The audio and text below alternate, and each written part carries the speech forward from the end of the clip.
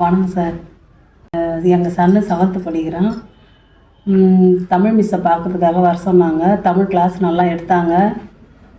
என்ன கிளாஸ் எடுத்தாங்கன்னா ஐகாரம் பற்றி எடுத்தாங்க, ஔகாரம் பற்றி எடுத்தாங்க. எங்களுக்கு ரொம்ப பிடிச்சிருந்தது மிஸ்ஸு கிளாஸ் எடுத்தது.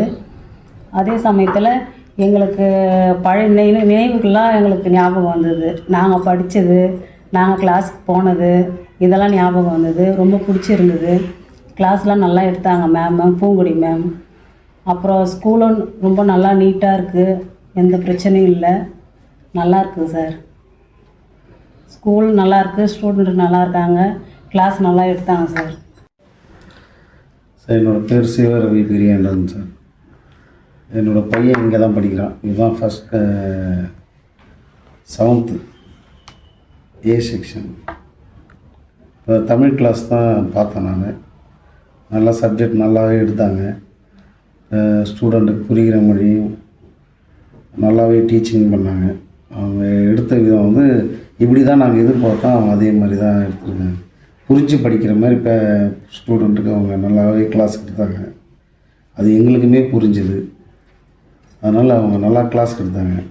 அந்த மெடிடேஷனில் அந்த மியூசிக் போட்டிங்கன்னா ரொம்ப என்ன சொல்கிறது, அதுக்குள்ளே போகிறவங்களால தான் அதை உணர முடியும்.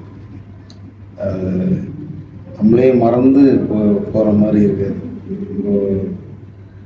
இது கண்டிப்பாக இது தேவையான ஒன்று. இது பசங்களுக்கெல்லாம் நிச்சயமாக இது வேணும்.